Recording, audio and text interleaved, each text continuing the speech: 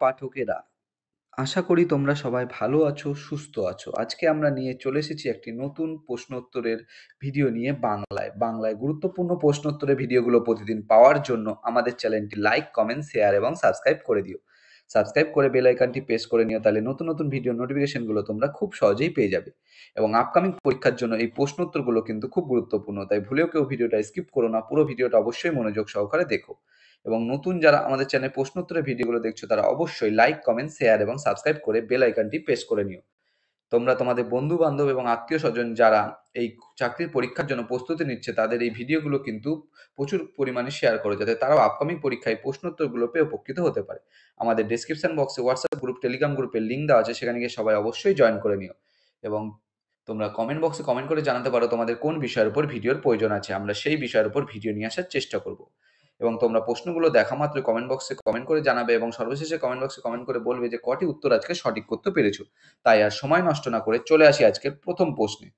আজকের প্রথম প্রশ্ন, ১ নম্বর প্রশ্ন, পৃথিবীর দীর্ঘতম কৃত্রিম খাল কোনটি? তোমাদের সামনে 4টে অপশন রয়েছে। 4টে অপশনের মধ্যে সঠিক উত্তরটি হয়ে যাবে অপশন সি, গ্র্যান্ড খাল। পৃথিবীর দীর্ঘতম কৃত্রিম খাল হচ্ছে গ্র্যান্ড খাল। এটি কিন্তু চীনে অবস্থিত। এটিকে অনেক সময় বেইজিং হাংজু গ্র্যান্ড ক্যানেল বলা হয়। এর দৈর্ঘ্য কিন্তু প্রায় 1794 কিলোমিটার। 1794 কিলোমিটার কিন্তু প্রায় দৈর্ঘ্য এর। পরবর্তী প্রশ্ন, 2 নম্বর প্রশ্ন, ডাল হ্রদ কোন শহরে অবস্থিত? তোমাদের সামনে 4টে অপশন রয়েছে।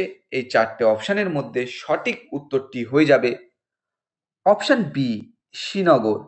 ডাল হ্রদ শ্রীনগর শহরে অবস্থিত। এই শ্রীনগরটা কিন্তু জম্মু কাশ্মীরে অবস্থিত। এই ডাল হ্রদকে কিন্তু কাশ্মীরের মুকুটের রত্নও বলা হয়। পরবর্তী প্রশ্ন,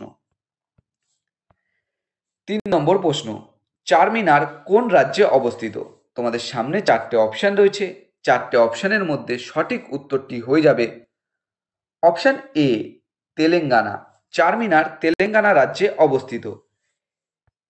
চারমিনার নামটি কিন্তু একটি উর্দু শব্দ, চার এবং মিনার শব্দর অর্থ হলো টাওয়ার থেকে এসেছে, যা এর 4টি টাওয়ার বা মিনারকে নির্দেশ করে। পরবর্তী প্রশ্ন,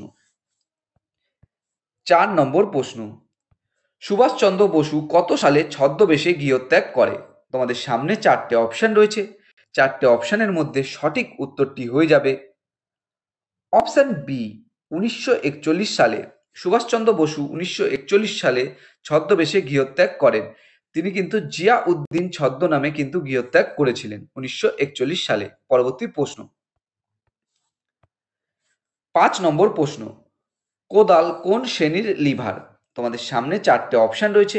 4টে অপশনের মধ্যে সঠিক উত্তরটি হয়ে যাবে অপশন এ, প্রথম শ্রেণীর। কোদাল প্রথম শ্রেণীর লিভার। পরবর্তী প্রশ্ন, 6 নম্বর প্রশ্ন, কেন্দ্রীয় তামাক গবেষণা কেন্দ্র কোথায় অবস্থিত? তোমাদের সামনে 4টে অপশন রয়েছে। 4টে অপশনের মধ্যে সঠিক উত্তরটি হয়ে যাবে অপশন বি, রাজামুন্দ্রি। কেন্দ্রীয় তামাক গবেষণা কেন্দ্র রাজামুন্দ্রিতে অবস্থিত। এই রাজামুন্দ্রি কিন্তু অন্ধ্রপ্রদেশ রাজ্যে অবস্থিত। পরবর্তী প্রশ্ন, 7 নম্বর প্রশ্ন, আর্সেনিক দূষণ এর ফলে কোন রোগ হয়? তোমাদের সামনে 4টে অপশন রয়েছে। 4টে অপশনের মধ্যে সঠিক উত্তরটি হয়ে যাবে option D, black foot. Arsenic দূষণের ফলে ব্ল্যাক ফুট রোগ হয়। পরবর্তী প্রশ্ন, 8 নম্বর প্রশ্ন, নাসিক শহর কোন নদীর তীরে অবস্থিত? তোমাদের সামনে 4টে অপশন রয়েছে। 4টে অপশনের মধ্যে সঠিক উত্তরটি হয়ে যাবে অপশন ডি, গোদাবরী। নাসিক শহর গোদাবরী নদীর তীরে অবস্থিত। এই নাসিক শহরটা কিন্তু মহারাষ্ট্রে অবস্থিত, যা কিন্তু হিন্দু ধর্মাবলম্বীদের জন্য একটি পবিত্র স্থান। এবং এখানেই কিন্তু এই নাসিকেই কিন্তু প্রতি 12 বছর অন্তর কিন্তু কুম্ভ মেলা অনুষ্ঠিত হয়। কুম্ভ মেলাটা কিন্তু প্রতি 12 বছর অন্তর এই নাসিকে কিন্তু অনুষ্ঠিত হয়। পরবর্তী প্রশ্ন, 9 নম্বর প্রশ্ন, মণিকরণ উষ্ণ প্রস্রবণ কোন রাজ্যে অবস্থিত? তোমাদের সামনে চারটে অপশান রয়েছে, চারটে অপশানের মধ্যে সঠিক উত্তরটি হয়ে যাবে অপশান বি, হিমাচল প্রদেশ। মণিকরণ উষ্ণ প্রস্রবণ হিমাচল প্রদেশ রাজ্যে অবস্থিত। এটি কিন্তু শিখ ও হিন্দু উভয় কিন্তু ধর্মাবলম্বীদের কাছে অত্যন্ত গুরুত্বপূর্ণ স্থান। এই মণিকরণ উষ্ণ প্রস্রবণ এই হিমাচল প্রদেশের এই জায়গাটা কিন্তু শিখ এবং হিন্দু উভয় ধর্মাবলম্বীদের কাছে অত্যন্ত গুরুত্বপূর্ণ। পরবর্তী প্রশ্ন, 10 নম্বর প্রশ্ন, মহাত্মা গান্ধী কত সালে সবরমতী আশ্রম তৈরি করেছিলেন? তোমাদের সামনে চারটে অপশান রয়েছে, চারটে অপশানের মধ্যে সঠিক উত্তরটি হয়ে যাবে অপশান ডি, 1915 সালে। 1915 সালে মহাত্মা গান্ধী 1915 সালে সবরমতী আশ্রম তৈরি করেছিলেন। 1915 সালের মে মাসে আহমেদাবাদের কাছে কোচ রবে প্রতিষ্ঠিত হয়েছিল, যা কিন্তু পরে 1917 সালে সবরমতীতে স্থানান্তরিত করা হয় এবং সবরমতী আশ্রম নামে পরিচিত লাভ করে। পরবর্তী প্রশ্ন, 11 নম্বর প্রশ্ন, কমিউনিস্ট পার্টি অফ ইন্ডিয়া কবে প্রতিষ্ঠিত হয়? তোমাদের সামনে চারটে অপশান রয়েছে, চারটে অপশানের মধ্যে সঠিক উত্তরটি হয়ে যাবে অপশান সি, 1925 সালে।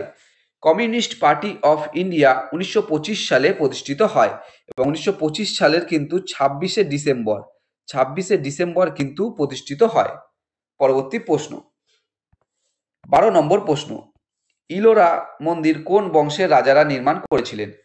ইলোরা মন্দির কোন বংশের রাজারা নির্মাণ করেছিলেন? এখানে কিন্তু চারটে অপশানের মধ্যে সঠিক উত্তরটি হয়ে যাবে অপশান এ, রাষ্ট্রকূট। ইলোরা মন্দির রাষ্ট্রকূট বংশের রাজারা নির্মাণ করেছিলেন।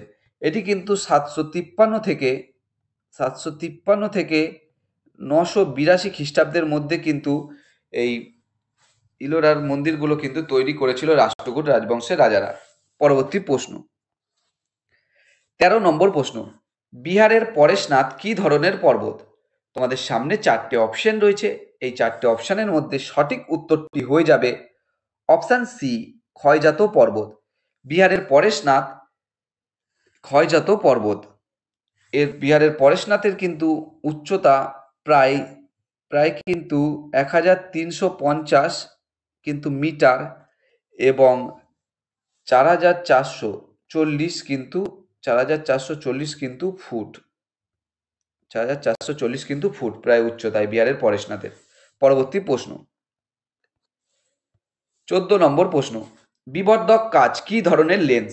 তোমাদের সামনে চারটে অপশান রয়েছে, চারটে অপশানের মধ্যে সঠিক উত্তরটি হয়ে যাবে অপশান এ, উত্তল লেন্স। বিবর্ধক কাচ উত্তল লেন্স, বিবর্ধক কাচ কিন্তু একটি উত্তল লেন্স। পরবর্তী প্রশ্ন,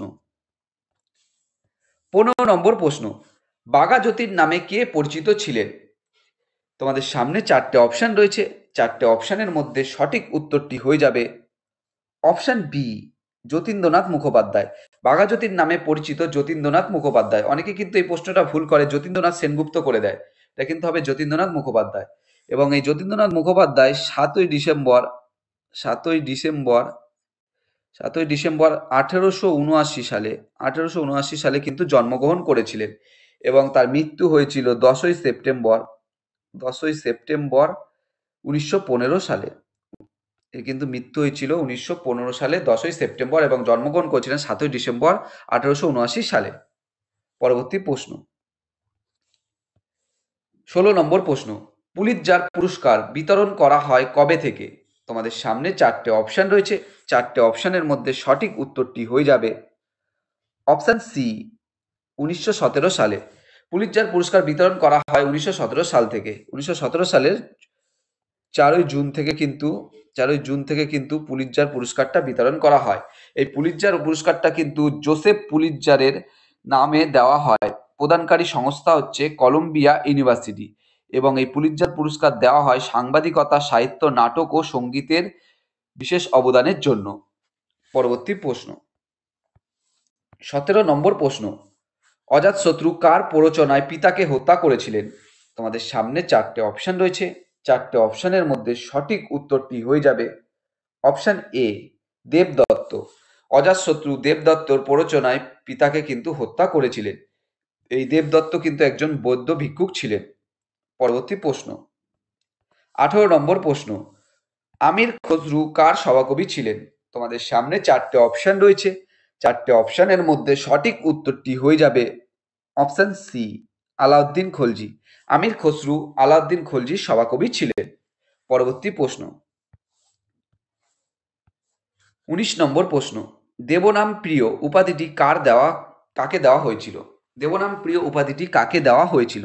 তোমাদের সামনে চারটে অপশন রয়েছে। চারটে অপশনের মধ্যে সঠিক উত্তরটি হয়ে যাবে অপশন এ, মৌর্য সম্রাট অশোক। মৌর্য সম্রাট অশোককে দেবনাম প্রিয় উপাধিটি দেওয়া হয়েছিল। এই দেবনাম প্রিয় কথাটির অর্থ হলো দেবতার প্রিয়। পরবর্তী প্রশ্ন, 20 নম্বর প্রশ্ন এবং আজকের শেষ প্রশ্ন, নাইডু ট্রফি কোন খেলার সঙ্গে যুক্ত? তোমাদের সামনে চারটে অপশন রয়েছে। চারটে অপশনের মধ্যে সঠিক উত্তরটি হয়ে যাবে option C, cricket. Naidu trophy cricket খেলার সঙ্গে যুক্ত। এটি কিন্তু ভারতের একটি ঘরোয়া ক্রিকেট চ্যাম্পিয়নশিপ, যা ভারতের প্রথম টেস্ট ক্রিকেট অধিনায়ক কর্নেল কোয়াত্তারি কানাকাইয়া নাইডুর নামে নামকরণ করা হয়েছে। এটি কিন্তু প্রথম টেস্ট ক্রিকেট অধিনায়ক কর্নেল কোত্তারি কানাকাইয়া নাইডুর নাম অনুসারে কিন্তু এই নাইডু ট্রফিটি চালু করা হয়েছে। প্রিয় পাঠকেরা, তোমাদের জন্য আজকে এই 20টাই প্রশ্ন উত্তর ছিল। আশা করি তোমাদের 20টা প্রশ্ন উত্তর পেয়ে উপকৃত হয়েছো, এবং যারা যারা আমাদের চ্যানেলটি প্রতিদিন দেখো তারা কিন্তু অবশ্যই কমেন্ট বক্সে কমেন্ট করে জানাবে এই 20টা প্রশ্ন উত্তরের মধ্যে তোমরা কটি কিন্তু সঠিক উত্তর দিতে পেরেছো এবং কটি ভুল উত্তর করেছো সেটাও কিন্তু কমেন্ট বক্সে কমেন্ট করে জানিও। এবং এই প্রশ্ন উত্তরগুলো পেয়ে উপকৃত হয়ে থাকলে অবশ্যই আমাদের চ্যানেলটি লাইক, কমেন্ট, শেয়ার এবং সাবস্ক্রাইব করে দিও, এবং তোমরা তোমাদের বন্ধু বান্ধব, আত্মীয় স্বজন যারা চাকরি পরীক্ষার প্রস্তুতি নিচ্ছে তাদের সবাইকে এই ভিডিওগুলো শেয়ার করে দিও, এবং কমেন্ট বক্সে কমেন্ট করে জানিও তোমাদের কোন বিষয়ের উপর ভিডিওর প্রয়োজন আছে। আমরা সেই বিষয়ের উপর ভিডিও নিয়ে আসার চেষ্টা করব। এবং নতুন যারা আমাদের চ্যানেলে প্রশ্ন উত্তরগুলো ভিডিও দেখছো তারা অবশ্যই লাইক, কমেন্ট, শেয়ার এবং সাবস্ক্রাইব করে দিও। তোমরা সবাই সুস্থ থেকো, ভালো থেকো। দেখা হবে আবার পরবর্তী নতুন ভিডিওতে। সবাইকে